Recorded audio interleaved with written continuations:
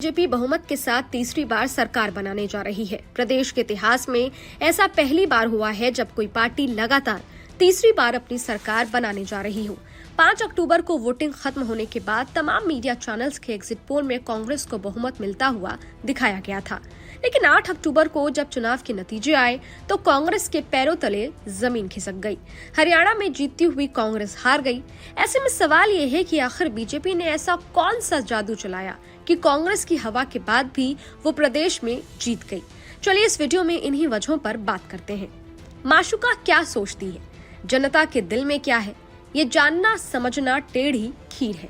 जनता के किसी फैसले के पीछे क्या वजह होती है, ये जानना भी आसान नहीं है। जनता ने कांग्रेस को जलेबी बना दिया और कांग्रेस खुद ही मतदाता की जलेबी मिस्ट्री को सुलझा नहीं पाई।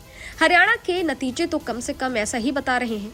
हालांकि ये बात भी है कि जनता के फैसले आपको सरप्राइज जरूर कर सकते हैं, लेकिन डिसअपॉइंट नहीं करते।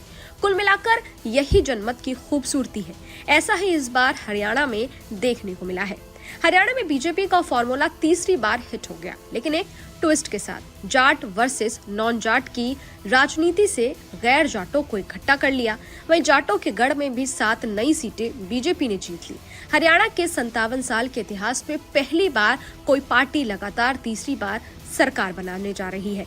इसके पीछे की बड़ी वजह भी जान लेते हैं। पहला, बीजेपी ने 67 मौजूदा सीटें रिटेन की और 22 नई सीटें जीती हैं। 2019 विधानसभा चुनाव में बीजेपी ने 40 सीटें जीती थी।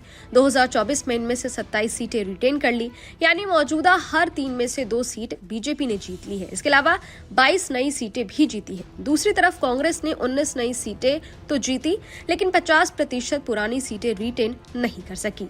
दूसरी वजह, बीजेपी ने हरियाणा के 7 में से 4 इलाकों में अपनी सीटें बढ़ाई। हरियाणा को 7 कल्चरल और पॉलिटिकल जोन में बांटा गया। 7 में से 4 इलाकों में बीजेपी ने 2019 के मुकाबले सीटों में इजाफा किया है। बागड़, साउथ हरियाणा और मेवात बेल्ट में कोई अंतर नहीं आया। तीसरा, जाटों के गढ़ में बीजेपी ने 7 नई सीटें जीती। हरियाणा में बीजेपी लगातार तीसरी बार जाट वर्सेस नॉन जाट के फॉर्मूले पर चुनाव लड़ी। हालांकि चुनावी मैनेजमेंट की बदौलत बीजेपी ने जाटों के गढ़ में भी घुसपैठ की है। बीजेपी ने 22 नई सीटें जीती है। इनमें से 7 सीटें जाट बहुल बागड़ और देशवाल बेल्ट में जीती है। इसके अलावा पंजाबी और शहरी बहुल जीटी रोड बेल्ट को एक्सपर्ट बीजेपी की कमजोर कड़ी मान रहे थे, लेकिन बीजेपी ने वहां भी 7 नई सीटें जीती है। चौथा, खट्टर की जगह सैनी को सीएम बनाने का दाव बीजेपी का कामयाब रहा। आरएसएस के बैकग्राउंड और पंजाबी समुदाय से आने वाले मनोहर लाल खट्टर करीब 9.5 साल तक हरियाणा के सीएम रहे। चुनाव से 6 महीने पहले मार्च 2024 में खट्टर की जगह नायब सिंह सैनी को सीएम बनाया गया। हरियाणा की करीब 44% ओबीसी आबादी को अपनी ओर करने का दाव बीजेपी का कामयाब रहा। इसके अलावा पार्टी ने सर्वे में पाया कि किसान आंदोलन और महिला पहलवानों के विरोध के कारण खट्टर के खिलाफ एंटी इनकम्बेंसी लहर है। इसके अलावा खट्टर चुनाव प्रचार से भी नदारद रहे। यहाँ तक कि राज्य के ज्यादातर पोस्टर्स में खट्टर का चेहरा नहीं दिखा। पीएम मोदी ने हरियाणा में 4 रैलियां की, इनमें से केवल 1 रैली में खट्टर मौजूद रहे।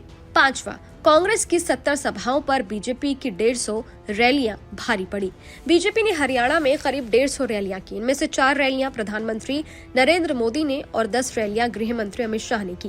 मोदी ने रैली कर करीब 20 सीटों को कवर किया, जिनमें से 10 सीटों पर बीजेपी आगे रही। इसके अलावा यूपी के सीएम योगी आदित्यनाथ ने आधा दर्जन से ज्यादा रैलियां की। साथ ही 40 से ज्यादा केंद्रीय मंत्रियों और सांसदों ने बीजेपी के लिए वोट मांगे। वहीं कांग्रेस ने केवल 70 सभाएं की। इनमें से 4 रैलियां और 2 रोड शो विपक्ष के नेता राहुल गांधी ने की, जबकि प्रियंका गांधी ने 2 सभाएं और राहुल गांधी के साथ 1 रोड शो किया। कांग्रेस के राष्ट्रीय अध्यक्ष मल्लिकार्जुन खड़गे ने 2 रैलियां की। इसके अलावा हिमाचल प्रदेश के सीएम सुखविंदर सिंह सुक्खू के साथ कई पूर्व मुख्यमंत्रियों और सांसदों ने कांग्रेस के लिए वोट मांगे। इस चुनाव में कांग्रेस की 70 सभाओं पर बीजेपी की 150 रैलियां भारी पड़ी। खैर, इस वीडियो पर आपकी क्या राय है? ये वीडियो आपको कैसा लगा? कमेंट बॉक्स में जरूर बताइएगा। बाकी देश